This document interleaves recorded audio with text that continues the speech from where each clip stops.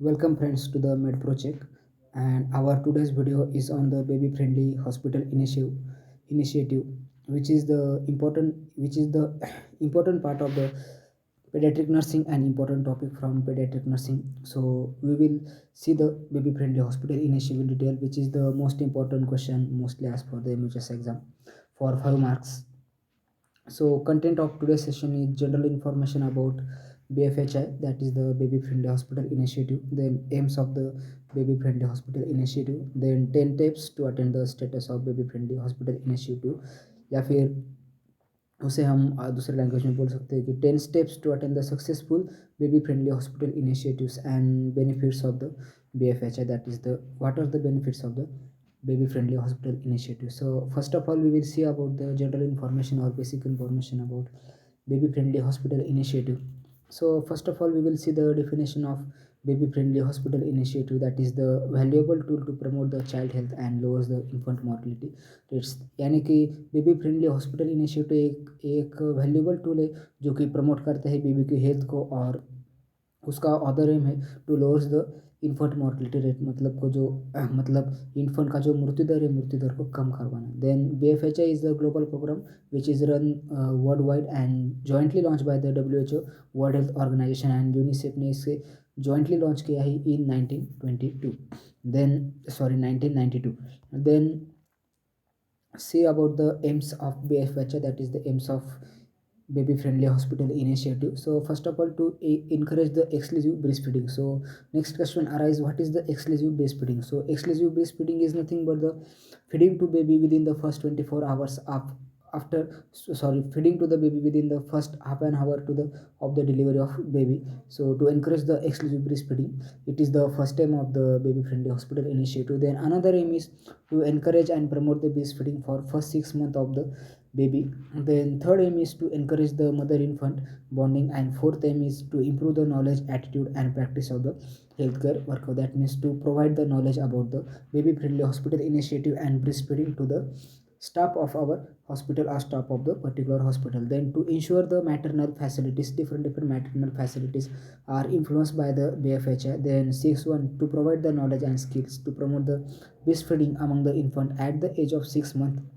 That means the mothers who have their baby of the 6 month, so we have to provide the knowledge and different skills of breastfeeding for such a mothers who have their infant under the 6 month of their age. Then next point is see the 10 steps to attain the status of the baby friendly hospitals, or 10 important steps which are the follow under the BFHI to attain the or for the successful attainment of the status of the baby friendly hospital initiative. So first of all we will see the first step, that is the have a written breastfeeding policy that is routinely communicated to the all healthcare staff. That means if you have to launch your hospital as a BFHA, or if you want to run that program in your hospital, so first step is have you have to be you have need a written breastfeeding policy, and that is routinely communicated or introduced to the all healthcare staff of your hospital. Then written policy contain the all 10 steps of the successful breastfeeding. That means that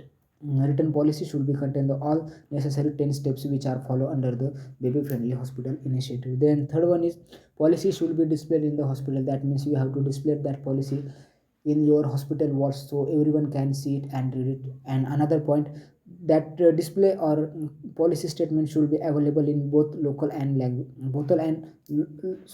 both local and English language, so everyone can understand the importance or important steps of the BFHI. So as it available in local language, so mothers can easily read it and follow the particular rules of the BFHI. Then second step of the baby friendly hospital initiative, that is the train the hospital staff to implement this policy. That means train the hospital staff about the breastfeeding and different techniques, so they can easily implement this policy to the mother or in hospital. Then give them practice training. That means first of all we have to provide the practice training of BFHI or about the breastfeeding. Practice should be given to the our staff. Then teach them about the correct position and feeding and mother baby attachment. That means teach about their hospital staff about the proper positioning for breastfeeding, and teach them or also provide knowledge about the how to hold the baby while breastfeeding, and give the more knowledge about the good baby and mother attachment. Then third steps is step 3 is inform all pregnant women about the benefits and management of the breastfeeding. That means teach the all breastfeeding or the pregnant mothers about the benefits and management of breastfeeding. That means what are the benefits, like the after lactation is helpful in it act as the natural contraceptive after the 6 month of delivery, or also it prevent the mother from ovarian and breast cancer chances in the future. So we have to give the such kind of information to pregnant mothers, and also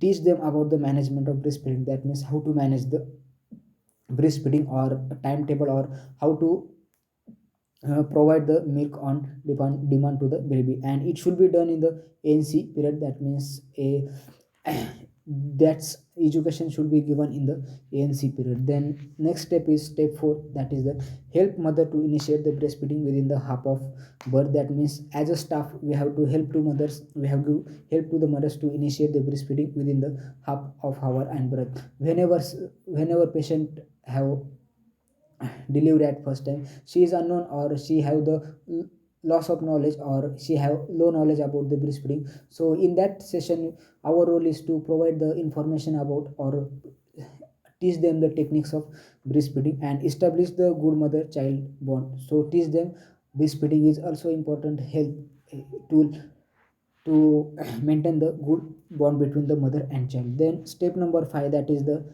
show mother how to breastfeed the infant. That means just like a demo, we can provide knowledge about the breastfeeding to the mother. Then educate the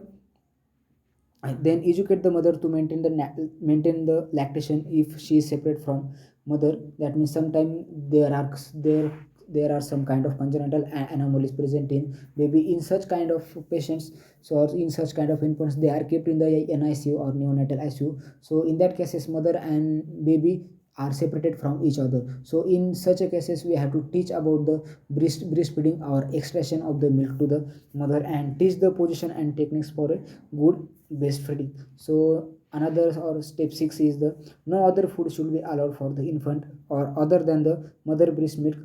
Outside food given only if is medically indicated. That means within the first 6 months of the age of the baby, only mother milk or breast milk is given to the baby, or there are lots of benefits this practice to provide the only mother milk or breast milk to the infant under the 6 age, or no outside food should be given in first 6 months, or weaning is start after 6 months. Weaning is nothing but the to start the other food rather than the breast milk. But when your baby or when is infant is under the 6 year of age, outside food should be only indicated, or only given if is the medically indicated, or just kind of the, or it is in simple words we can provide the other food or supplementary food by prescription of medicals. Then if breast milk is not available, then supplementary food should be given. In the absence of breast milk, you can provide the supplementary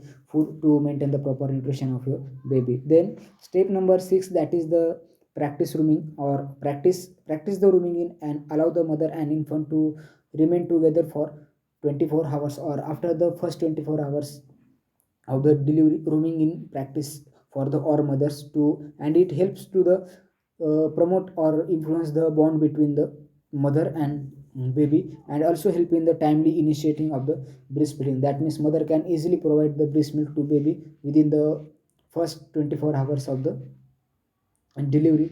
Then step number 8, to encourage the breastfeeding on demand, and mother should be breastfeeded the babies whenever they are hungry and not according to clock. That means whenever your baby is hungry, you have to provide the breast milk, and breast milk never should be provided according to the clock, or there is a no fix. There should be do not follow the any kind of fixed timetable for breastfeeding is just given by when your baby is hungry and try to cry. Then step number 9, that is the no artificial food or pesticides allowed for the baby.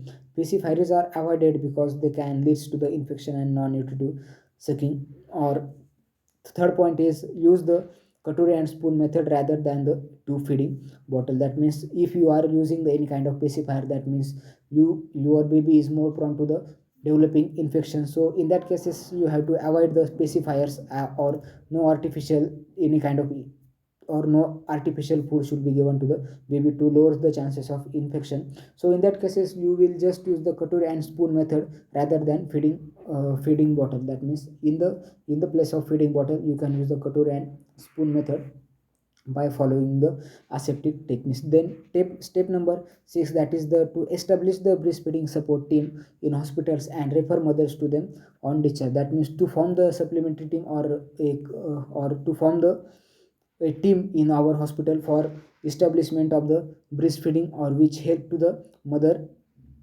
or give knowledge about the breastfeeding to the mother. This support group is established for promoting the breastfeeding. That means the aim or function of this group should be established for promoting the breastfeeding.